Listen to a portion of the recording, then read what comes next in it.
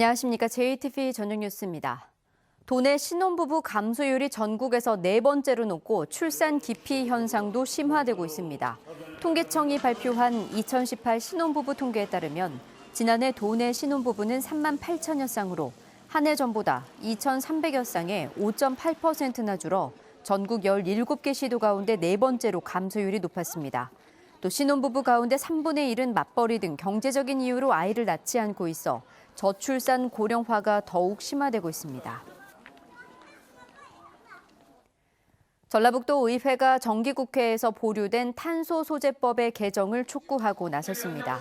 전라북도 의회는 오평근 의원이 발의한 건의문을 통해 문재인 대통령이 전북을 탄소산업의 메카로 만들겠다고 약속했지만 기재부는 대통령의 발언은 안중에도 없는 듯 도민의 열망을 외면하고 있다고 비판했습니다. 또 의회는 일본의 수출 규제와 탄소 산업의 가능성을 고려해 탄소진흥원 설립을 골자로 한 개정안을 연내 국회에서 처리해 줄 것을 정부와 국회에 촉구했습니다. 전주시가 추진하는 대한방지 공론화위원회가 사기업의 용도 변경을 합리화하기 위한 특혜라는 주장이 나왔습니다. 전라북도 의회 이병철 의원은 공론화란 국책사업이나 지방정부의 시책사업에 대한 민관 갈등을 해결하기 위한 것이지 사기업의 개발 행위에 적용할 사안은 아니라고 설명했습니다. 또 공론화위원회를 운영할 경우 상업용지 변경 권한을 쥔 전북도의 책임을 떠넘겨 기관 간 갈등을 부추기고 다른 지역에서도 동일한 민원이 폭주할 수 있다고 말했습니다. 이병철 의원은 이에 전주시는 공론화위원회를 중단해야 하고 전라북도는 엄정 대처하라고 주문했습니다. 내년에 어린이집 급식비와 간식비가 하루 최대 2,909원으로 인상됩니다.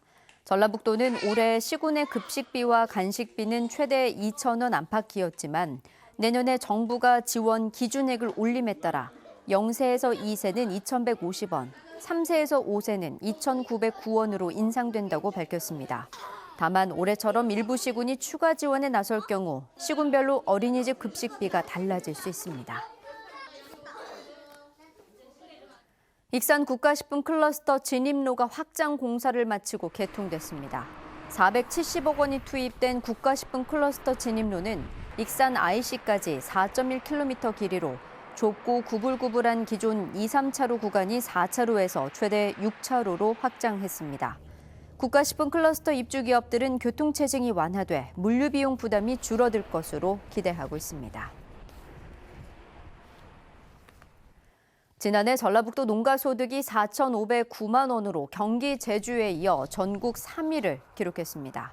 전라북도는 최저가격 보장제와 여성 농업인 생생카드를 실시한 이후 농민들의 평균 소득이 늘어 2017년 전국 9위에 불과했던 농가소득이 지난해 전국 3위로 상승했다고 밝혔습니다. 내년부터는 월 5만 원의 농민수당이 추가로 신설됨에 따라 큰 자연재해만 없다면 전북의 농가소득이 더 늘어날 것으로 보입니다. 2023 새만금 세계 잼버리 대회의 성공적인 개최를 위해 전라북도와 전북교육청, 한국스카우트 전북연맹이 유기적인 협력 체계를 구축하기로 했습니다.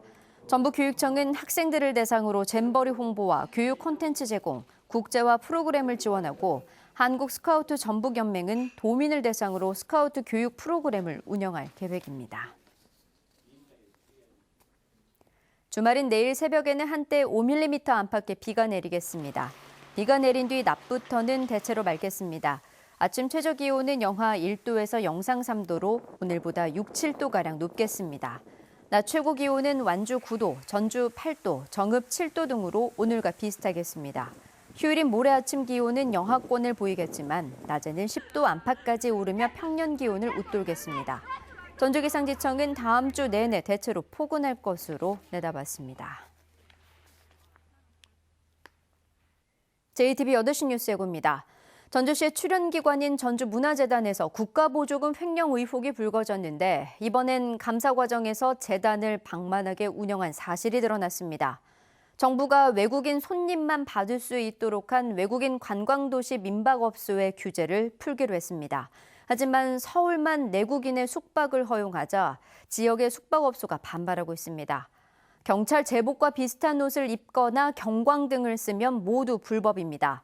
사칭 범죄를 막으려는 취지인데 자율 방범대 경광등까지 불법 취급하면 방범대 범죄 예방이 쉽지 않을 거라는 우려도 적지 않습니다. 미디어와 예술이 만난 미디어 아트의 과거와 현재를 볼 수 있는 전시회가 열렸습니다. JTBC 뉴스에서 자세한 소식 전해드리겠습니다.